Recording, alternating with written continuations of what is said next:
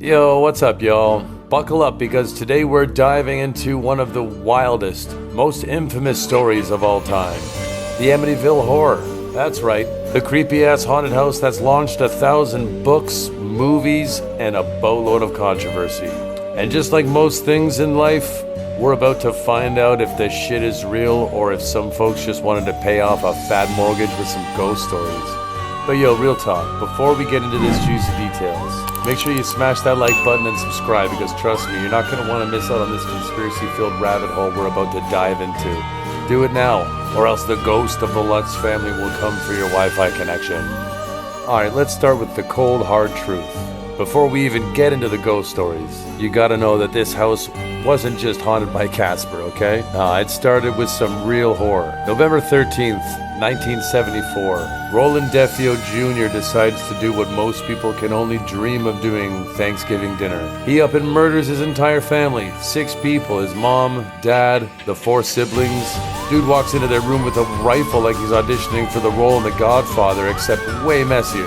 Oh, and all this went down while everyone was in bed. What a nice guy. Now, here's where it gets weird.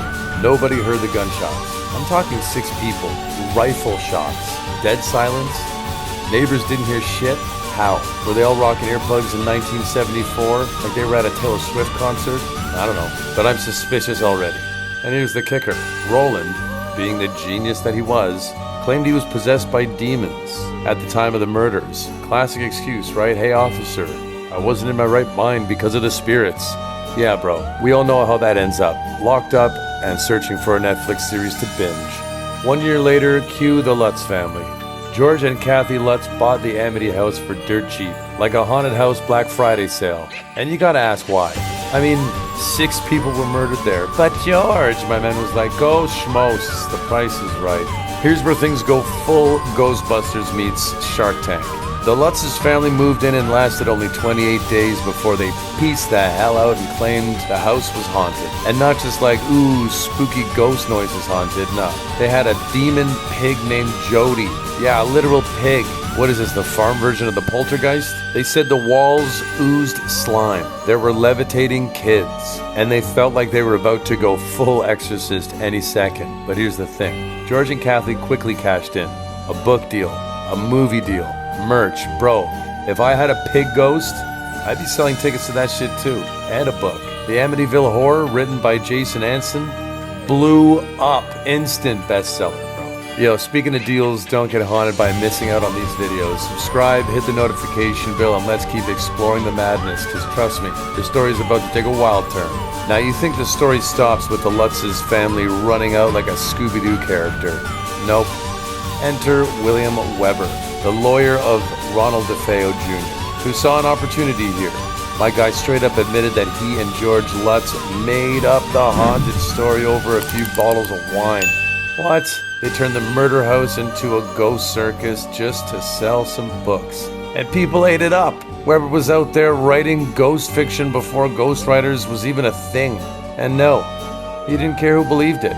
He had bills to pay too. And let's not forget the paranormal investigators, Ed and Lori Warren. Yeah, the Warrens, those pesky Warrens. If you don't know them, they're like the Beyonce and Jay-Z of ghost hunting. They show up with their crosses and cameras, claiming the house is legit haunted by demons and spirits. Now, these two are pros. They made careers of telling people their homes are haunted by straight up Satan.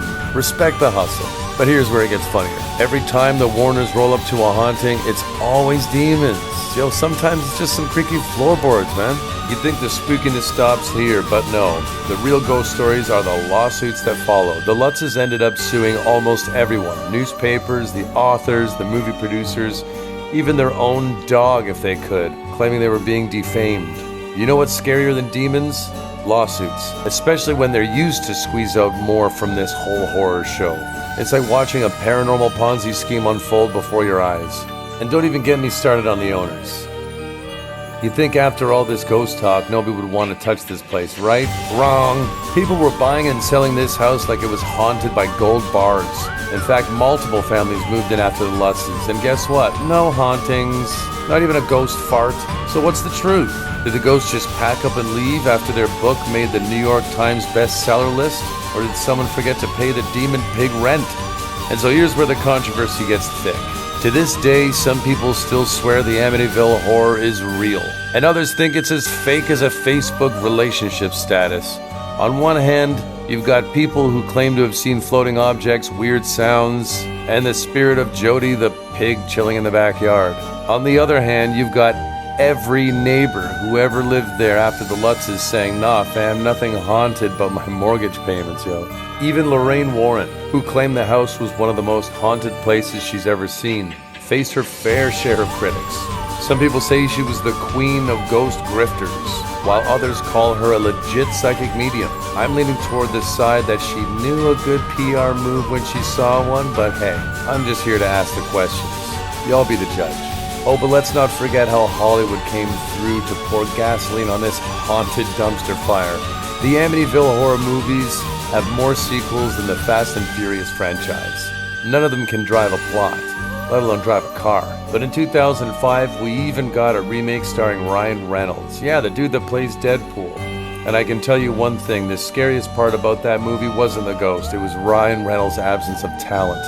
And believe me, that's a harsh indictment coming from a fellow Canadian. Yeah, Hollywood took this story and ran with it, making millions off demon pigs and haunted houses while everyone in real life was like, wait, didn't the lawyers say this was all fake? But let's be real, nobody watches horror films for the facts. We watch them to scare, laugh, and wonder what kind of drugs the screenwriters were on when they came up with this plot. So let's take a breather and talk about the paranormal investigators who came after the Lutzes. They weren't just making things up.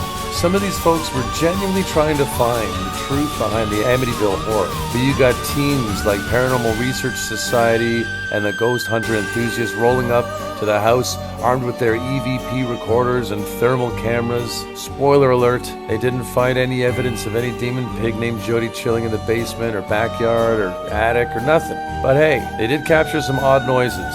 Was it the ghosts? Or just the house settling? There was even a Ghost Adventures episode dedicated to the Amityville Horror. You know that crew.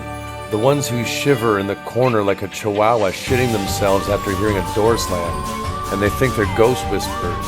They claim to have caught some freaky stuff on camera. But then again, do we really trust the crew whose main job is to provoke ghosts? Sounds like they were trying to get those ghosts to throw down. So what's the legacy of the Amityville house? Well, folks, it's a mixed bag. You've got countless movies, books, and even documentaries that have come out since the Lutzes first made their claims. People still debate whether the haunting was real or just a clever marketing scheme. What's crazy is that the story still captivates audiences. The Amityville Horror has turned into a cultural phenomenon, with people dressing up as characters from the story for Halloween and conspiracy theorists making YouTube videos breaking down every detail. But let's not kid ourselves. Many historians, skeptics, and even some paranormal investigators argue that it was all fabricated. Ghosts or no ghosts, it was a goldmine for everyone involved, except the DeFeo family, who were the real victims in this twisted tale. They got caught up in a media frenzy that turned their tragedy into a spectacle. So what do you think? Is the Amityville house truly haunted? Or is it just one big hoax? Drop your theories in the comments below, and if you haven't subscribed yet, do that too. We're just getting started with uncovering the crazy in our world, yo. Alright, let's wrap this up. Was the Amityville Horror real? That's a question that may never have a definitive answer. It all boils down to belief. Some people want to believe in the supernatural, in demons lurking behind closed doors and ghostly apparitions that float through walls. Others just want to expose the grifters who exploit tragedy for profit. At the end of the day, the Amityville house stands as a testament to the power of storytelling. Whether it was the real deal or just a clever way to pay the bills, the legend surrounding it has left an indelible mark on popular culture. So here's my final thoughts. If you ever find yourself in Amityville and you hear some strange noises, don't panic. It's probably just a raccoon trying to score a late night snack. Or maybe a book deal. Alright fam, that's a wrap on the Amityville Horror. Don't forget to like, comment, and share this video. If you've enjoyed it, check out our other crazy conspiracy theories and horror stories on the channel. We've got a ton more content coming your way, and who knows? Maybe your next ghost story will be the next big hit. Until next time, stay safe. And if you hear voices in the attic, maybe just move to a different house, y'all.